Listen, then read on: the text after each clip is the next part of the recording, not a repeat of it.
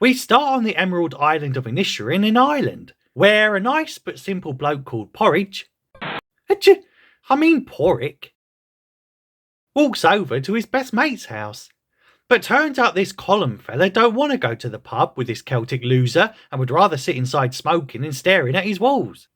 So he goes back home and tells his sister Siobhan about how he just got blanked by his best mate and can't remember if they've been rowing or not. Causing a shocking twist what no one could ever see coming. Turns out this 20th century Irishman, played by Colin Farrell, has a bit of a drinking problem. No way! Anyway, he heads on over to the pub and finds his busy mate there having a nice time without him and shit. But Colin wants nothing to do with him when he goes inside to join him, so naturally, he follows him out and asks him what's going on, cause he's acting like a moody teenage girl throwing a strop. Turns out this Colin fella just simply don't like him no more because, well, no reason at all really, leaving him more baffled and confused than an Amish guy trying to connect to the Wi-Fi in his holidays. On the way home though, he bumps into the village idiot called Dominic, who shows him his new stick he found. Because this is set in the 1920s and they didn't have internet or even Pornhub in those days, so random sticks with a hook on the end of it is just what passed for entertainment back then. So Porridge sits and mopes about for a bit before his sister tells him to sod off, because he's totally killing their vibe being all miserable while she and her little lady mate, what looks like a banshee, are trying to have a nice time knitting and shit.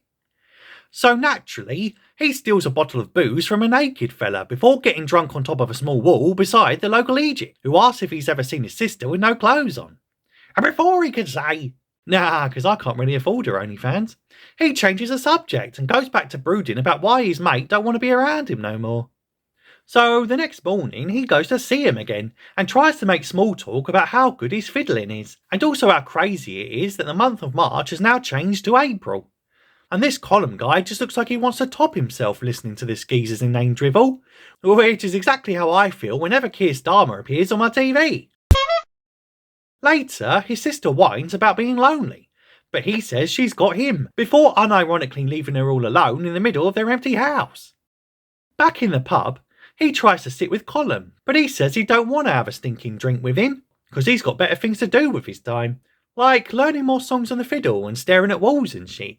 But he later apologises for being too harsh and says that he feels like he's getting old and ain't got any more time to waste listening to this Porridge fella chat about all the things he found and his little donkey's droppings. Not a joke. And Colin feels like his soul is dying whilst talking to such a raging dullard. Kinda like any news reporter when talking to that aforementioned Keir Starmer fella, to be fair. Just finally, are you now making a virtue of the fact that some people think you're a bit boring? Well, look. If anybody thinks that losing control of the economy... Anyway, his sister reassures him that he's just simply nice instead of totally dull and dim. And the next morning, they run into that dopey Dominic fella who's been beaten black and blue by his policeman daddy. Mostly because of that time he totally stole a bottle of booze to drink on top of a small wall. And so asked to stay with them tonight so he can have an evening free from drunk Irishmen. Well, abusive drunk Irishman at least. Elsewhere, Colin does some confessions at the local church, and the priest keeps asking him why he ain't talking to that Porridge fella, and also if he might have impure thoughts about him and shit. So Colin marches down to the local boozer and has it out with his ex-best friend, because he just can't believe that he'd had the gall to send a priest to do his dirty work and also imply he might fancy him, and then bizarrely threatens to cut his fingers off every time this fella speaks to him. And before you can say, well, that sounds sane, he tells him to shut up already because it's totally starting from now. Anyway, that evening, that Dominic kid is staying over and quickly ends up insulting his hosts by saying that they're well depressing and then asking Siobhan why she's a 40-year-old spinster. Naturally, she loses her shit about being confronted with a brutally honest question and being asked if she was never wild, so promptly storms off to bed, because she hates being confronted with the bitter truth of being a total unmarried loser in her own freaking house. The next morning, and Porridge goes to the local post office, just to be told that he has no letters. Which is well embarrassing standing in front of that weird old creepy banshee woman.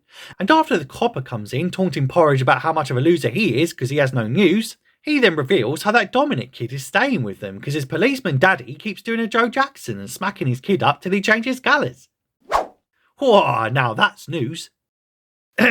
But the abusive copper don't like being outed as a kiddie whipper in front of all the townsfolk, so proceeds to smack him up and all, until his ex-best friend Colum silently drives him home, where he breaks down in tears on the way like a right pussy old Mel.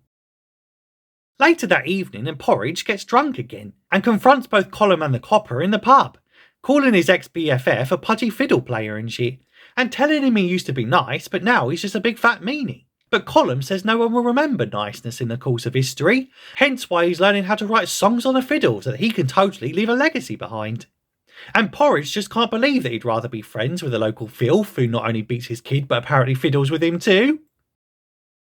The next day, Siobhan gets a job offer via letter for a library gig on the mainland, before Porridge goes to apologise to Colum for whatever he said last night that he conveniently can't remember.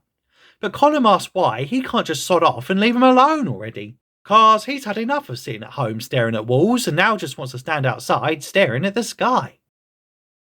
So after he goes home to moan about his life to his poor sister, Porridge hears something being thrown at the door, and turns out that absolute and literal mad lad has only gone and actually chopped his frigging finger off just because that drunk Irish lad kept talking to him after he specifically said not to. So Siobhan takes it back to him in a little shoebox, but he just says make sure your dopey doll brother don't talk to me no more or else I'll cut off my other 4 fingers because reasons. A few days later, and Porridge tells a music student called Declan that his daddy just got hit by a bread van, so he needs to go back to the mainland ASAP to help him out, in case he's suffered serious injuries like broken bones or a yeast infection. Whilst the local cop cruelly tells Siobhan that no one on the island even likes her. Aww. That evening, and Porridge runs into that banshee-looking lady, who ominously warns him about her coming death and shit. And poor Siobhan later cries herself to sleep after that corrupt copper told her she's less popular than a legit pedo and a mental guy who keeps chopping his fingers off and shit.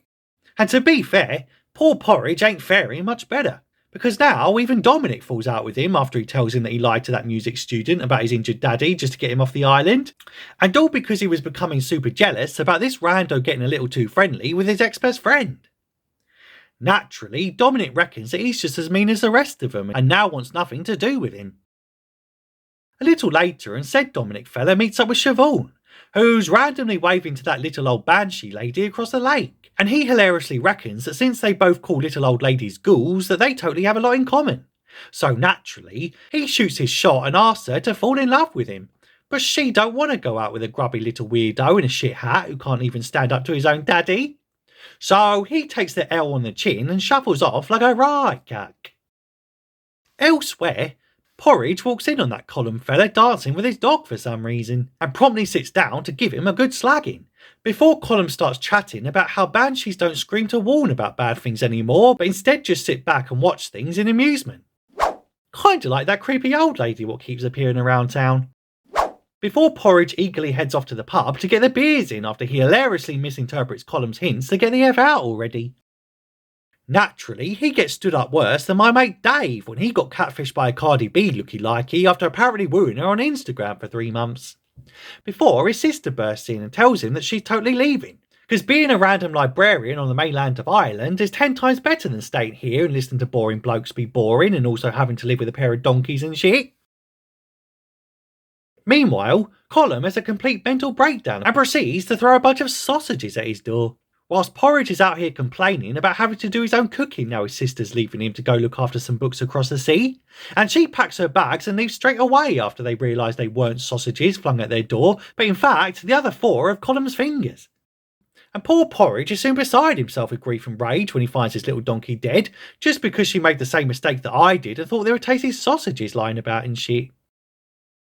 So that night, said Porridge fella bursts into the pub and tells that podgy fiddler that he's totally going to burn his house down at 2 PM tomorrow, which he totally does because he's a straight up and then goes home to write a letter to his sister about how he unfortunately won't be joining her on the mainland cause his whole life is on Inisherin and that's where all his friends are, and despite his best one chopping off all his fingers just to avoid him. Also, unfortunately, his other only friend just topped himself in the river after realising his idol was a big meanie and the girl he loved rejected him harder than my alcoholic dad's liver transplant. Bruh. Anyway, turns out Colum totally survived his gaff being set on fire, and we end with the pair having a final conversation on a beach, about how there's some things that there's just no moving on from, as that little old banshee woman sits back amused and watching them on a cliff. And that's it. That's the movie. Though my favourite part was when that porridge fella said I didn't come here for licks, which is exactly what my ex-girlfriend said when she turned up to our first date at the park and expected me to buy her own ice cream cone as opposed to letting her have a few licks of my 99. Though she certainly didn't mind having a taste of my flake that night before proceeding to get her mouth covered in hundreds and thousands. But anyway, that's the plot and that's your lot. Considering that bell thing so you don't miss any future recaps. Tell me if you like this flick in the comments if you have time, and I'll see you in the next one.